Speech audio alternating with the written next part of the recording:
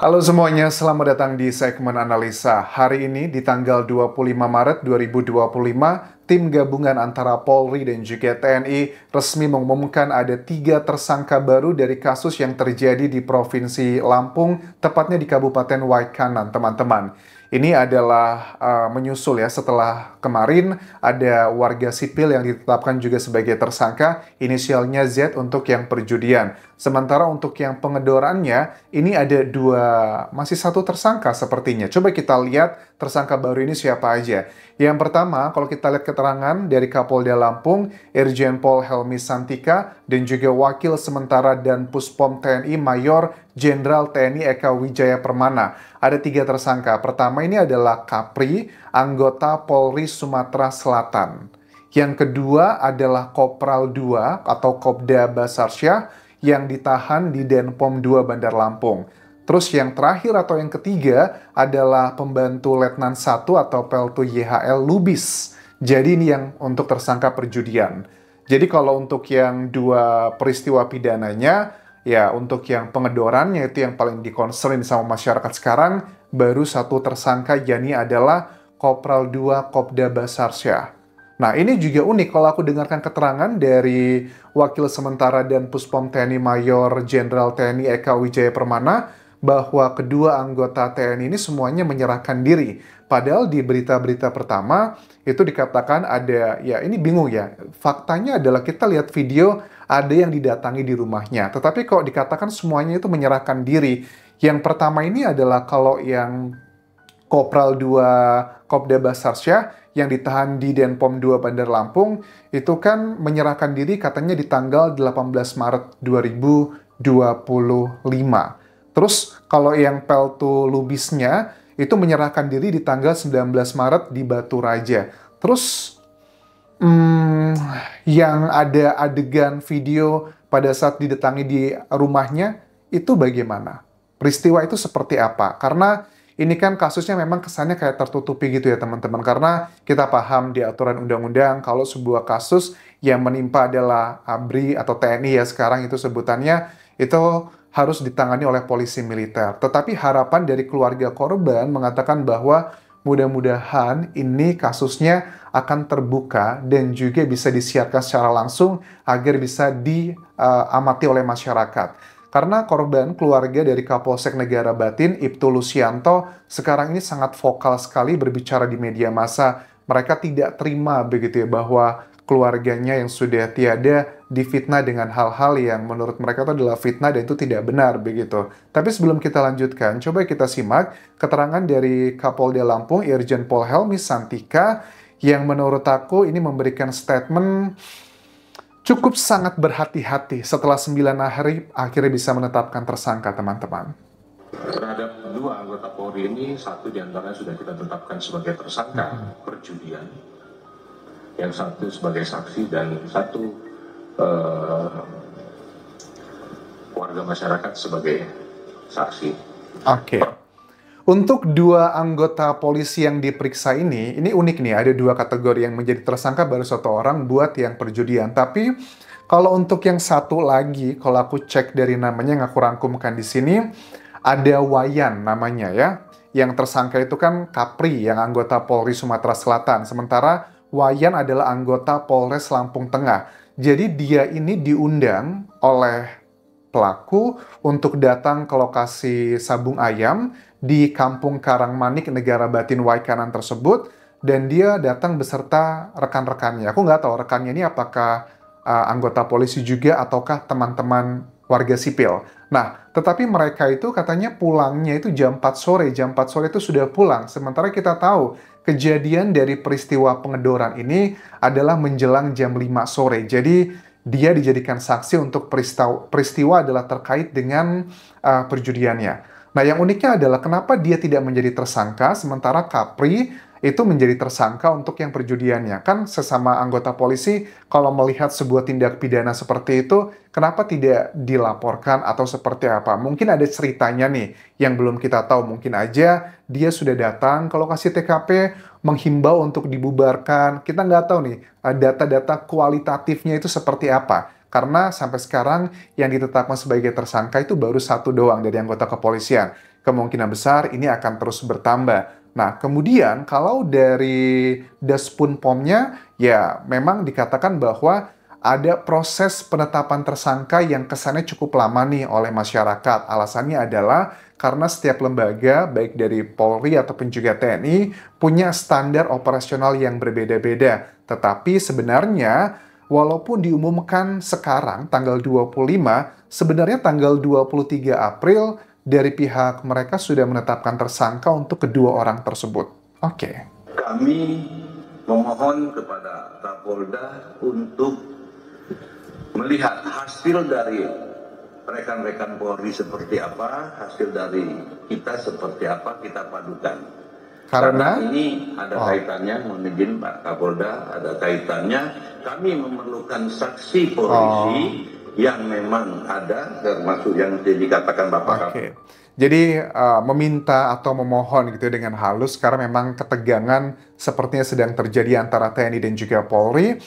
Meminta bahwa koordinasinya, karena ada juga saksi yang berasal dari anggota polisi juga yang dibutuhkan. Karena dari peristiwa penggerebekan di tanggal 17 Maret 2025 itu kan ada 16 polisi ya, 3 orang yang meninggal dunia, 13 orang tentunya akan menjadi saksi.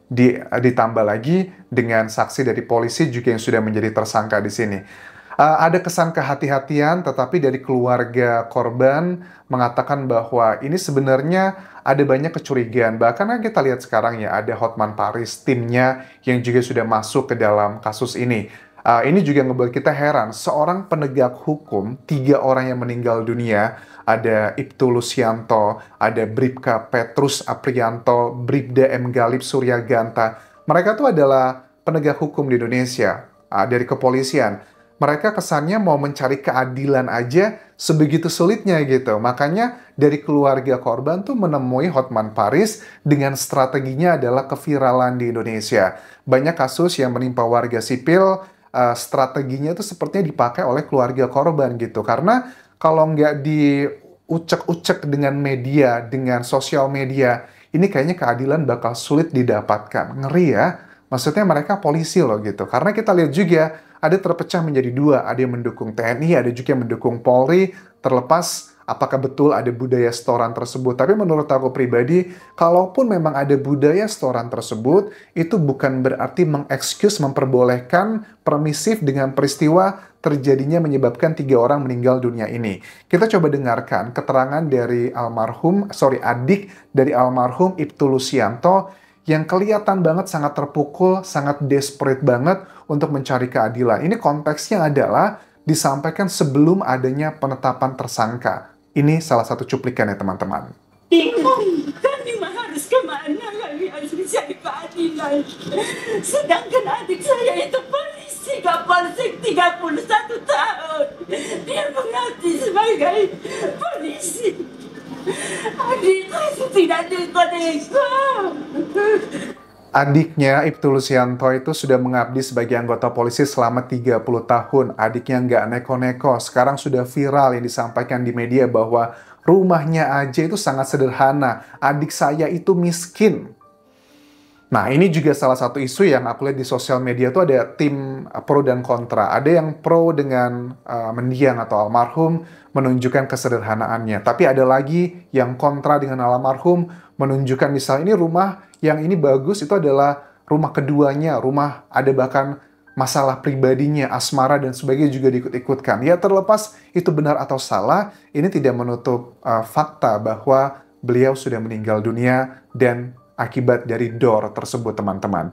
Nah, Hotman Paris juga menyayangkan ya, ada statement yang cukup pedas disampaikan di sini bahwa katanya seharusnya kan ada 3 keluarga korban, yang istrinya dan juga orang tuanya yang akan datang ke Jakarta dari Provinsi Lampung, dari Kabupaten Waikana dan juga Bandar Lampung.